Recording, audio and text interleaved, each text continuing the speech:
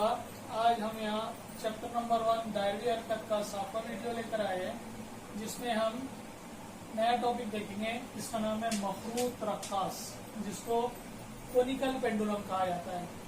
Pendulum यानी रक्कास। रक्कास ये समझने के लिए एक ऐसे धागे से जो बेवजन है, गैर लचकदार है, ऐसे धागे के एक सिरे को हाथ में रखा गया है या मजबूत सहारे से बांधा गया है और दूसरे सिरे को एक नुक्ती कमियत रखी गई जो वजनदार भी हो और नुक्ते पर भी मुश्तमिल हो। तो समझ लीजिए ये बॉब कहलाता है, ये रक्कास है। इसको मैं अगर डिस्प्लेस करता हूँ, अपनी जगह से हटाव करता हूँ और छोड़ देता हूँ, तो ये इस तरीके के एहतजाज करेगा। इसको हम रक्कास कहेंगे, सादा रक्कास। ठीक है। अब इस रक्कास को मैं अगर इस रक्कास के बॉब को या इस रक्कास के ये जो रक्कास है नीचे का, इसको उफ़क़ी दायरे में घुमाऊं, तो उफ़क़ी दायरे में घुमाने पर वो इस तरीके से हरकत करेंगे। ठीक है। ऐसी हरकत के दौरान अगर हम रक्कास को देखते हैं तो रक्कास ये उफ़क़ी दायरा बना रहा है और इसका जो धागा है वो इस तरीके से कोन की शक्ल बना रहा है, एक मखरूज बना रहा है इस तरीके से। तो इस वजह से इसका नाम मखरूत रक्कास पड़ा है। इसमें हम देखेंगे ये मजबूत सहारा है, इससे एक वजनदार जिस्म को बांधा गया है। इसको यहाँ पर लाकर अगर मैं डिस्प्लेस कर देता हूँ, हटाव पैदा करता हूँ, इस तरीके से ये जो हरकत करेगा ये कहलाएगा सादा रक्कास। ठीक है। अब इस रक्कास को हम अगर उफ़क़ी दायरे में हरकत दें इस तरीके से, ये रक्कास अपनी अलग अलग पोजीशन इस उफ़क़ी दायरे के मुहित पर अलग अलग जगह मकामात पर हरकत करेगा। उसी दौरान इस रक्कास से बंधा हुआ जो धागा है ये मजबूत सहारे से बंधा हुआ है, ये इस तरीके से हरकत अंजाम लेगा।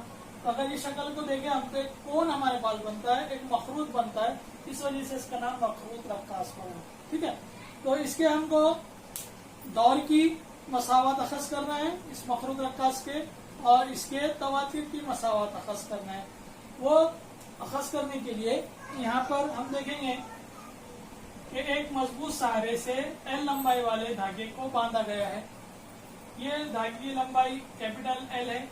ये उसकी दायरे में एंटी क्लॉकवाइज सिमत में, घड़ियों की सुइयों की मुखालिफ सिमत में हरकत कर रहा है। इस दौरान समझ लीजिए B मकाम के ऊपर रक्कास है, जो उसका बॉब है वो B मकाम पर है।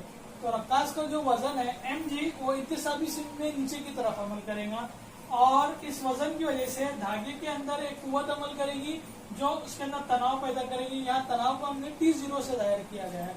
इस तनाव को दो हिस्सों में तहलील कर सकता हूँ। अगर ये एंगल थीटा है तो ये एंगल भी थीटा हो जाएगा। तो हमने इससे पहले भी बात की थी, जहाँ पर थीटा एंगल बन रहा है वहाँ पे कॉस लिया जाता है। इसका जुज T0 कॉस थीटा इधर की जानिब लिया जाएगा और इस टेंशन T0 का उसकी जुज इस सिद्ध में लिया जाएगा जो T0 साइन थीटा की सूरत में। यहाँ जो दायरा बन रहा है उफ़क़ी दायरा, उस उफ़क़ी दायरे का निस्बत स्मॉल आर है, समझ लीजिए। ठीक है। अब ये non inertial frame of reference में काम कर रहा है। Non inertial frame of reference में यानी इससे पहले भी हमने वीडियो नंबर 2 में बात की थी इनर्शियल और non inertial frame of reference. यहाँ अगर समझ लो कोई हरकत चल रही है, समझ लो गाड़ियां चल रही है रोड से और मैं यहाँ पर साकिन खड़ा हूँ, जो नाजिर है वो अगर साकिन खड़ा है उसके अंदर कोई एक्सेलरेशन या कोई इसरा नहीं हो रहा है और वो हरकत करती हुई चीजों का मुशाहिदा कर रहा है, तो इन दोनों के दरमियान जो फ्रेम ऑफ रेफरेंस रहता है वो इनर्शियल फ्रेम ऑफ रेफरेंस कहलाता है। समझ लीजिए नाजिर भी वहाँ खड़ा है और हरकत करती हुई चीजों का, समझ लीजिए किसी एक बस में नाजिर भी बैठा है या किसी एक गाड़ी में नाजिर भी बैठा है और उसके साथ दूसरी बस रोड से चल रही है। तो अब नाजिर जो इन हरकत करती हुई अशिया का मुशाहिदा करेगा तो नाजिर का खुद का अशिया अब जीरो नहीं है, ये हरकत कर रहा है मौजूद हरकत में चीजों के साथ, तो इसको करेंगे non inertial frame of reference. और इसको एक सादे एग्जांपल से समझते हैं। समझ लीजिए यहाँ क्रिकेट का या फुटबॉल का मैदान है, अलग अलग प्लेयर्स फुटबॉल के मैदान में इधर उधर हरकत कर रहे हैं, इधर उधर हरकत कर रहे हैं। मैं बाहर स्टेडियम में बैठा इस फुटबॉल मैच का मुशाहिदा कर रहा हूँ। ये तमाम जो फुटबॉल प्लेयर है ये हरकत कर रहे हैं और मैं हरकत नहीं कर रहा हूँ। मेरे अंदर जो एक्सेलरेशन है, इसरा है, वो अगर सिफर है तो ये कहलाएगा इनर्शियल फ्रेम ऑफ रेफरेंस। ठीक है। अब अगर उस मैदान में मैं भी शामिल हो जाऊं और मैं भी बाकी लोगों के साथ इधर उधर दौड़ रहा हूं और हरकत कर रहा हूं और बाकी दूसरे प्लेयर्स की हरकत का मुशाहिदा कर रहा हूं, तो अब मेरे अंदर इसरा पैदा होगा, मैं भी कुछ रफ्तार से कम और बेश हरकत करूंगा, मेरी रफ्तार भी कम और ज्यादा होगी, यानी मुझे मेरे अंदर भी असर रहेगा। तो वो जो हरकत का मुशाहिदा रहेगा वो non inertial frame of reference में रहेगा। तो यहाँ पे रक्कास हरकत कर रहा है और समझ लीजिए हम यहाँ पर खड़े रह के इसका मुशाहिदा कर रहे हैं, तो ये हमारा रहेगा इनर्शियल फ्रेम ऑफ रेफरेंस। हाँ, तो मखरूद रक्कास में यहाँ बी पोजीशन पर हमारा वजनदार धागा है, इसका वजन mg इंतसावी सिमत में नीचे की जानिब अमल करेगा और उसका रद्द अमल बी की वजह से धागे के अंदर T0 तनाव पैदा होगा। इस T0 तनाव को हम 2 अज्जा में तहलील कर रहे हैं। धागे के अंदर जो T0 तनाव पैदा हो रहा है उसको 2 अज्जा में तहलील किया जा रहा है।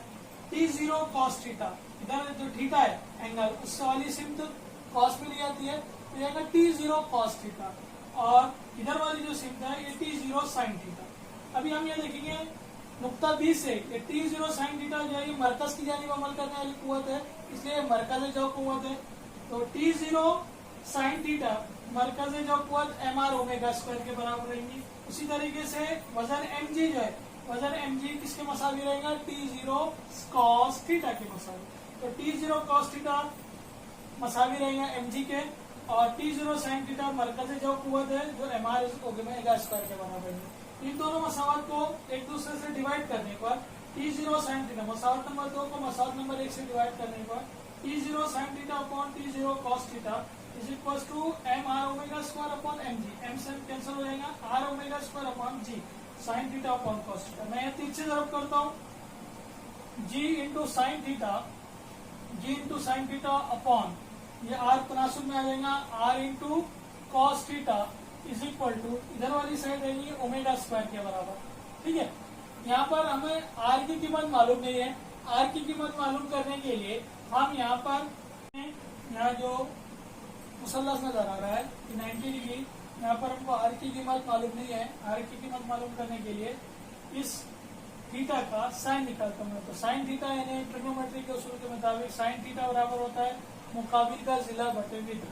Sign theta is equal to theta के मुकाबिल में ये निस्बत है r, हो जाएगा r अपॉन वित्र यानी 90 दर्जे के सामने वाला ये जिला l के बराबर है, तो रहेगा l।